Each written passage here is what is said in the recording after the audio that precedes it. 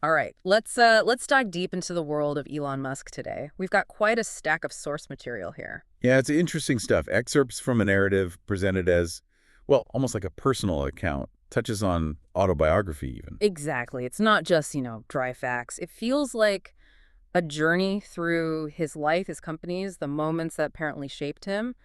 And honestly, some bits feel almost like sci-fi. And what's really unique about this deep dive, I think, is we're looking at his path, his principles, mainly through the lens this specific narrative gives us. Right. It's a very personal take, supposedly, on someone who just seems relentlessly driven. Someone operating, as this account suggests, in a way that's kind of hard for most of us to wrap our heads around. Constantly pushing boundaries. So, yeah, our mission here is to navigate this account, pull out the core ideas, not just the what happened, but the why and the how, at least according to this narrative. Trying to understand the journey, yeah.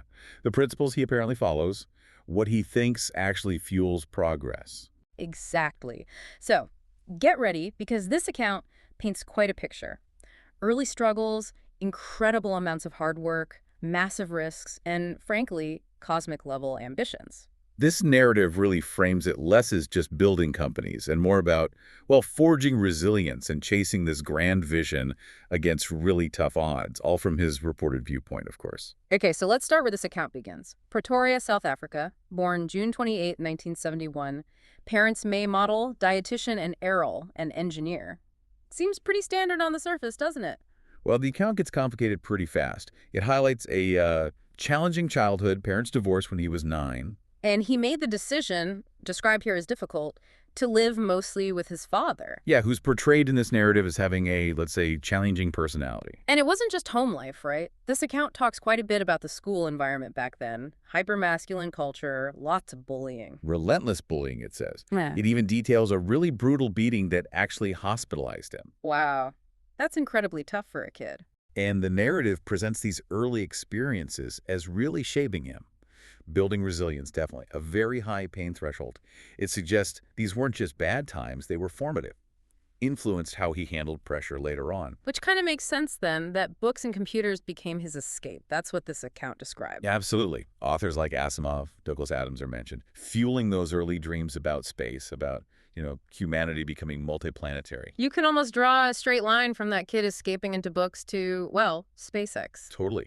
And that spark for building things, for entrepreneurship, it apparently ignited really early. Taught himself programming at 10, on a Commodore VEC-20, no less. And then selling a game he made, Blaster, for $500 when he was 12. That's pretty remarkable initiative for that age, as the account tells it. Definitely stands out. So the path out of South Africa, according to this, involved leaving at 17, reportedly to avoid mandatory military service under the apartheid government. He went to Canada first, right? Mm-hmm. In '89, using his mother's citizenship. Yeah, and this account details him working some pretty rough odd jobs while he was at Queen's University. Cleaning out grain bins, shoveling manure. Not exactly glamorous. A humble start for sure. Then he moved south. Transferred to the University of Pennsylvania in '92. Got dual degrees, economics and physics. And the narrative really emphasizes this insatiable hunger for knowledge he had then. Just reading constantly on everything. Rocket science, banking, you name it. It seems less about the degree itself and more about just grabbing the raw information needed to build something. Which feeds right into that famous Stanford story, doesn't it? Right. Enrolls in a PhD program, applied physics, 95, drops out after 2 days. Yeah, it's 2 days. The account frames it very clearly. He wanted to do things, build things, not just study them. So off to Silicon Valley with his brother Kimball, just as the whole internet thing was really taking off. Perfect timing, really. Yeah. And the narrative even throws in a little bit about his grandfather, Joshua Haldeman, an adventurous pilot. Suggesting that maybe that risk-taking streak runs in the family, not just a business strategy, but something deeper. Could be. And that trait definitely showed up in the first big venture, Zip2, founded in '95 with Kimball. Using, what, $28,000 from their father? That's what this account says? Yeah, and Zip2 was basically an online business directory, but with maps, which, as the narrative points out, was a pretty new idea back then. And the work ethic described as just intense. Coding all night, sleeping in the office. That classic startup grind, yeah. Yeah. But it paid off, big time. Compaq bought Zip2 in '99 for $307 million. His share, according to this account, around $22 million. He was only 27. Huge success. You'd think maybe slow down now, but nope. Not according to this narrative. Next up was X.com in '99, aiming to build an online payment system. which then merged with Peter Thiel's company, Confinity. Mhm. And that combination became PayPal. Ah, PayPal. But here's where the narrative details some serious drama, right? Internal conflicts. Big time. Culminating in him getting ousted as CEO Yeah. while he was on his honeymoon, reportedly. Ouch. That's got to be a harsh lesson in, well, corporate politics. Betrayal, even, as this account frames it. Definitely. But, the outcome for PayPal itself was massive. eBay bought it for $1.5 billion in 2002. And his share this time, the narrative states, was around $180 million. So even with that ousting, he walked away with serious capital. But the key takeaway here, according to this source, isn't just the money, it's the lessons. About failure, yeah. Dealing with what he apparently saw as betrayal and just the sheer need for persistence. Exactly. The narrative suggests these experiences were foundational, really reinforced that high pain threshold we talked about earlier. Okay, so now he has this immense wealth, way more than anyone really needs. But this account hammers home that his ambitions were just way bigger than personal comfort. The ultimate goal, as he saw it and as it's presented here, was making humanity multiplanetary. Seriously. Which leads straight to founding SpaceX in 2002. Using his own money initially because, well... Because investors thought he was crazy. This source notes the idea was basically dismissed. A pipe dream. And the early days were brutal, according to this narrative. 3 failed rocket launches in a row by 2008. Yeah, 3 failures. It pushed SpaceX right to the edge. Bankruptcy was looming. And this account really stresses he poured everything left into it. His entire personal fortune was on the line. This wasn't just a business gamble. It felt existential for him, the way it's portrayed here. Incredible risk. But it shows that resilience again, right? The narrative presents that 4th launch, the successful one, as the absolute turning point. And then came the NASA contract, $1.6 billion. Yeah, shortly after. That didn't just save the company. It was huge validation. And just look at SpaceX now, based on this account. Reusable rockets, Falcon 9, Falcon Heavy, the massive Starship project. Revolutionizing space travel. The milestones mentioned are incredible. First private crew to the ISS in 2020. Yeah. And the ongoing plans for Mars. It's wild. And his reported mantra from that time, often quoted here, failure is an option, but giving up is not. Really captures it, doesn't it? That sheer defiance needed to get through those early years. Okay, so shifting gears from space back down to Earth. But a similar level of ambition, electrifying the future. Tesla. This account says he got involved back in 2004. Yeah, invested early on, became chairman. Then stepped up to CEO by 2008, just in time for the global financial crisis. Right, and the narrative describes him steering Tesla through incredibly rough financial waters then, too. Again, huge personal risk involved. He personally funded the company again, with $70 million this time. That's what this account states, living on the edge of being completely broke again. With a different company. It's a pattern, but then the narrative points to the turnaround. Game changers like the Model S in 2012. And the Model 3 in 2017, the mass market one. Huge successes. Leading, as this account notes, to Tesla becoming the world's most valuable automaker by 2020. And the narrative emphasizes his vision wasn't just cars, it was bigger. A whole sustainable energy ecosystem. That's where the Solar City acquisition in 2016 fits in. This account also includes that quote from his ex-wife, Tallulah Riley, about how he looked like death itself during that period. The pressure must have been immense. Unbelievable pressure. Yet, the narrative presents him as someone who claims to almost thrive, or at least function incredibly effectively in that kind of storm. Links back to that pain threshold thing again. So we see this cycle, identify a massive problem, pour everything in, face near disaster, push through. Seems to be the template, according to this source. Okay, moving beyond rockets and cars. This narrative takes us to his most recent, and you could argue most controversial move, buying Twitter in 2022, $44 billion. Which he then rebranded to X in 2023, with this big vision of creating an everything app. And this account doesn't really pull punches, acknowledging how controversial it's been, the layoffs, the policy shifts. Yeah, sparked a lot of backlash and debate.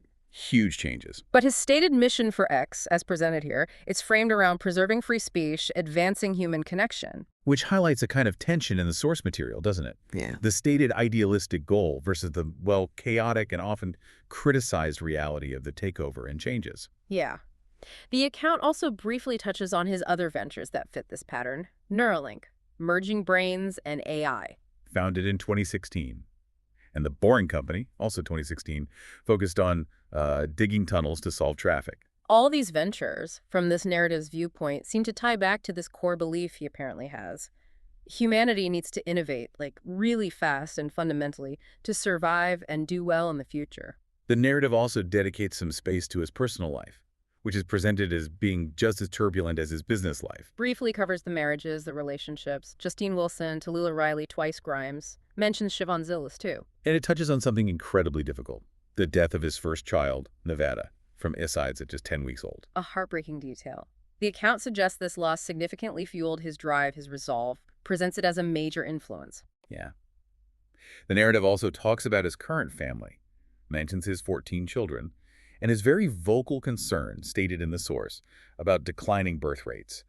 Called it a bigger risk than global warming, reportedly. It's also quite candid about some strained family relationships, specifically mentioning the distancing from his child Vivian after her transition. And what's quite revealing, as presented here, is the discussion around his own self-awareness, his openness about having Asperger's syndrome. Which he suggests affects things like empathy, maybe, but also sharpens his focus, helps with complex problems. That's the idea presented. It also mentions childhood PTSD. According to a quote attributed to Grimes in the source, this might make it hard for him to really enjoy success, but it also drives that relentless push for the next thing. This account really drives home the intensity, doesn't it? Thinking back on the lows it describes, SpaceX nearly failing, Tesla on the brink, the whole X takeover firestorm, facing ruin back in 2008, divorce, financial collapse, sleeping on factory floors. Just incredible pressure. And the mechanism described in the narrative for getting through it all. Learning to, quote, shut off fear. A trait his mother reportedly noticed makes him willing to take huge risks, but maybe, as the account hints, also contributes to him seeming emotionally distant sometimes. And that work ethic, the 80, 100-hour weeks, it's presented almost like simple math in this account. Yeah, just outwork everybody. That's the formula for getting more done. The narrative also touches on the criticism he gets, acknowledges people call him callous, erratic, but contrasts that with his self-view, as presented in the source, of just being a problem solver in a storm, intensely focused on the mission. So let's try to pull together this inner blueprint, the vision, the principles that this narrative suggests are his core drivers. Well, the big dreams are consistently presented as cosmic, existential, right? Making humanity multiplanetary, tackling global warming with sustainable energy, and navigating AI safely, hence XAI. And the companies SpaceX, Tesla, the others, they aren't the goal themselves, according to this account. They're framed very explicitly as just the tools, the means to achieve those huge species-level goals. His core philosophy, captured in a quote presented in the source, seems to be that life isn't just about, solving problems or avoiding misery. It's about chasing big dreams, things that get us up in the morning. And this vision is directly tied, in the narrative, to his childhood love of sci-fi and exploration. Makes sense. So what are the key principles this narrative lays out? First, self-education seems huge. Right, that constant reading, reportedly teaching himself rocket science, battery tech, knowledge is power, curiosity is the engine. That's the vibe. Second, the work ethic. Those 80, 100-hour weeks aren't just a habit. They're presented as a core principle. Success is proportional to effort. Outwork the competition. Simple as that, seemingly. Third, gotta be risk-taking. Betting his personal fortune multiple times, reportedly willing to live in his ex-wife's parents' basement if it came to it. Risk is framed as essential fuel for big breakthroughs.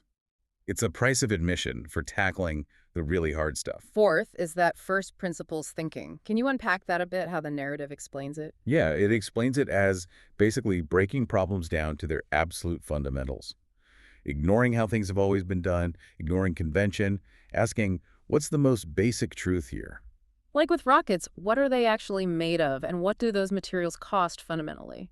Not just accepting the existing price tag. Exactly. It's presented as the thinking that led to things like reusable rockets or rethinking car manufacturing for affordable EVs. Start from scratch, ignore the assumptions. Fifth, resilience. We've seen this again and again in the narrative.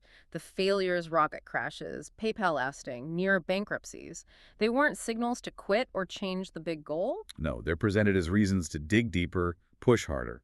And learning to shut off that fear is presented as the key mechanism enabling that. And finally, that mission-driven focus. Every big venture seems tied back to one of those grand goals: sustainability, space, AI. The narrative argues this larger purpose is what keeps him going. What grounds him through all the chaos and criticism? This account brings us up to a reported status as of 2025. Mentions him being the world's richest person, net worth stated at $424.7 billion, leading all these companies. Even advising a U.S. government department, DOGE, Department of Government Efficiency, under President Trump, it says. But the account immediately adds that crucial caveat. This immense wealth is presented as just a byproduct, a side effect of chasing the missions, not the actual goal. Right. And the narrative tries to draw some lessons from this whole intense story, framing his achievements not as needing some kind of super brain, but more about making, as it puts it, extraordinary choices. And it offers some advice, kind of distilled from his actions and words within this source material. First, choose curiosity. Yeah, be deeply interested. Read widely, experiment, always be learning across different fields. Second, work relentlessly. The narrative is blunt here. Big goals need big effort. Outworking people is presented as a straight path to getting more done. Third, embrace risk. Don't let fear of failure stop you. Maybe start small, but be willing to take calculated risks. Scale them up as you learn. Fourth, think big, act small. Have that huge world-changing vision, but break the journey down into manageable, solvable steps using that first principles thinking. Fifth, stay resilient. Expect setbacks. They will happen. The trick is to keep going. Learn to manage or switch off the fear that would make most people stop. And lastly, find a mission. Align what you do with something bigger than just yourself. According to this narrative, that's the real fuel. That's what gets you through the storm. So yeah, navigating this whole journey as it's laid out in this specific narrative, it's intense. From that difficult childhood, the escape into books, through the wild west of early tech, betting everything on space and energy, dealing with personal loss, public scrutiny. This account gives a particular window into what purportedly drives him. And just to reiterate, this deep dive really focused on exploring the insights pulled only from the specific source material we discussed today. Right. And as we wrap up this exploration based on this personal account, maybe here's the thought to leave you with. Drawing from the intensity this narrative describes, what role does this specific kind of extreme personal sacrifice, this ability to shut off fear that the account talks about, actually play in achieving huge societal or technological shifts?